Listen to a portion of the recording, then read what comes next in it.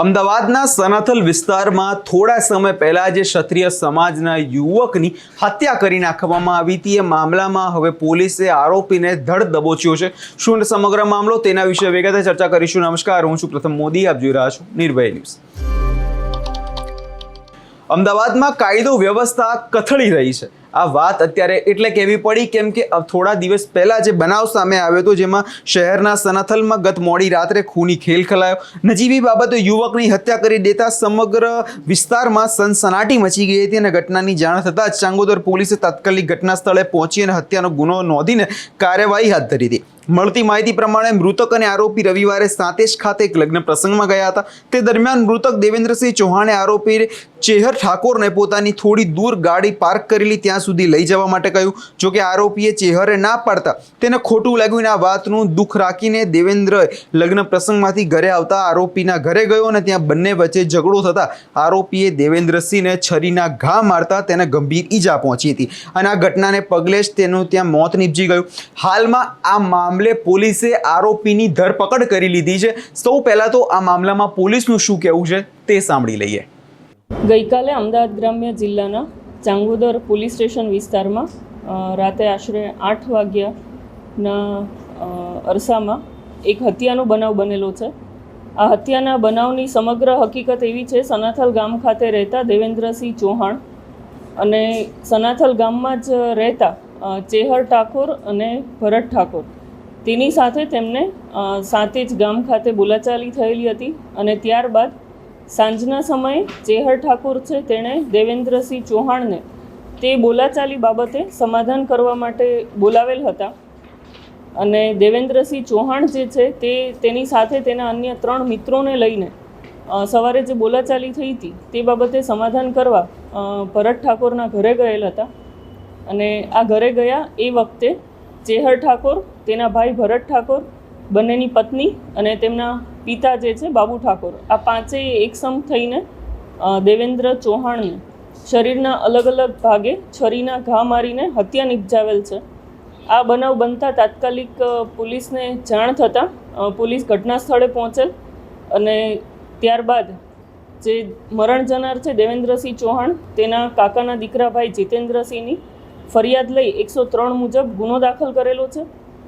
આ ફરિયાદ દાખલ કર્યા બાદ પોલીસે આરોપીની શોધખોળ હાથ ધરેલ, જેમાં ગુનાના મુખ્ય આરોપી જે છે એ ચેહર ઠાકોર અને તેના પિતા બાબુ ઠાકોરની ધરપકડ કરવામાં આવેલ છે।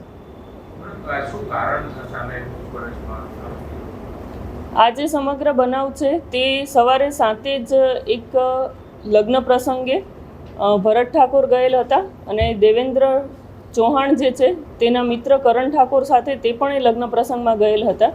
એ લગ્ન પ્રસંગ પૂરો કરીને પાછા ફરતી વખતે દેવેન્દ્ર ચૌહાણ જે છે એ ચાલતા આવતા હતા અને ખૂબ ગરમી હોવાના લીધે તેણે ભરત ઠાકોર પાસે લિફ્ટ માંગેલી કે મારી કાર આગળ પડેલી છે, તું મને મારી કાર સુધી મૂકી જા, અને ભરત ઠાકોરે કાર સુધી મૂકી જવાની તેને ના પાડેલી હતી અને આ ઘટનાનું મનદુખ રાખીને બંનેને ત્યાં બોલાચાલી થયેલ અને ત્યાં બોલાચાલી થયા બાદ જે ચેહર ઠાકોર છે, ભરત ઠાકોરનો સગો ભાઈ છે, તે અને દેવેન્દ્ર ચૌહાણ બંને એકબીજાના મિત્ર છે, જેથી ચેહર ઠાકોરે કીધું કે તારે જેની સાથે બોલાચાલી થઈ છે એ મારો સગો ભાઈ જ છે અને આપણે આ ઝઘડો આગળ વધારવો નથી, જેથી તું ઘરે આવ, આપણે સમાધાન કરી લઈએ।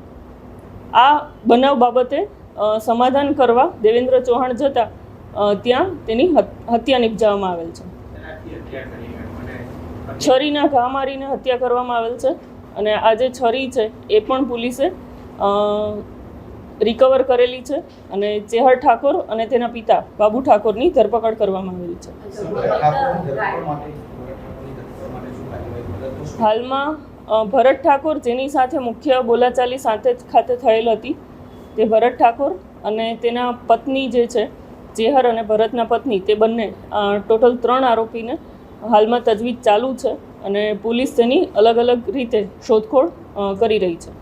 દેવેન્દ્ર અને ભરત છે એ લોકોની વચ્ચે શું ઝઘડો થયો? ખાલી ગિફ્ટ બાબતે જ કે કોઈ પહેલા કોઈ અદાવત કે બધું ચાલતું હતું? ના, દેવેન્દ્ર અને ભરત જે છે એ પહેલાં અગાઉથી એકબીજાને ઓળખતા નહોતા, એટલે તેમને લિફ્ટ બાબતે જ બોલાચાલી થયેલ હતી અને ત્યારબાદ મેં કીધું એમ ચેહર અને દેવેન્દ્ર એકબીજાના મિત્ર હતા, એટલે ચેહરે વચ્ચે મધ્યસ્થી કરીને દેવેન્દ્રને તેના ઘરે સમાધાન માટે બોલાવેલ હતો। સમાધાન સમય એવું તો શું થયું કે આ લોકોએ હત્યાને અંજામ આપ્યો? તો શું ઝઘડો થઈ ગયો કે શું ઉશ્કેરાટ હતી?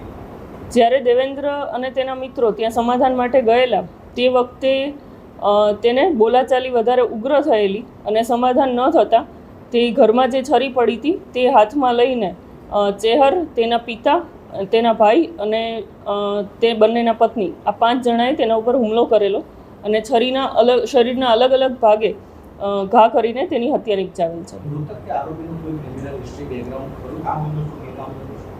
જે મૃતક છે તેને અગાઉ તેના ઉપર એક હત્યાનો ગુનો નોંધવામાં આવેલ છે અને જે આરોપી છે ચેહર ઠાકોર અને તેના પિતા જે છે બાબુ ઠાકોર તેના ઉપર અગાઉ મારામારીના ગુના દાખલ થયેલા છે. એટલે અહીંયા તમે જે રીતે પોલીસને સાંભળ્યા અને આખો ઘટનાક્રમ આપણે જોયો તેમાં ક્યાંક ને ક્યાંક અહીંયા કાયદો વ્યવસ્થા પર ઘણા સવાલો ઉઠી પડે છે. કેમ કે જે રીતે અત્યારે છેલ્લા ઘણા સમયથી ગુજરાતની અંદર આવા હત્યાના બનાવો જે વધી રહ્યા છે અને હત્યાના બનાવો એ પણ નજીવી બાબતે વધી રહ્યા છે, તેને કારણે હવે આગળના સમયમાં મામલો ક્યાં ગરમાય છે તે જોવાનું રહ્યું. કેમ કે જે પ્રકારે પોલીસ કાયદો વ્યવસ્થાની વાત કરતી હોય છે, ગૃહમંત્રી દ્વારા પણ કાયદો વ્યવસ્થાની વાત કરવામાં આવતી હોય છે, પરંતુ આરોપીઓના વરઘોડા નીકળી ગયા બાદ હવે આરોપી ક્યાંય ને ક્યાંય ડર જોવા નથી મળતો. કેમ કે ગુજરાતમાં સૌરાષ્ટ્રનો ભાગ હોય કે દક્ષિણ ગુજરાતનો ભાગ, દરેક જગ્યાએ એક પરિસ્થિતિ જે છે ખૂબ જોવા મળે છે, જેમાં હત્યાના બનાવો અને ક્રાઇમ રેટ છે તે ગુજરાતમાં દિવસે ને દિવસે વધતો હોય તેવું લાગે છે. હવે જોવાનું એ રહેશે આગળના સમયમાં થાય છે શું. આ વિષયમાં તમારો શું અભિપ્રાય છે અમને કમેન્ટ કરી ચોક્કસથી જણાવજો અને અમારી ચેનલ નિર્ભય ન્યૂઝને લાઇક, શેર અને સબસ્ક્રાઇબ કરવાનું ભૂલશો નહીં.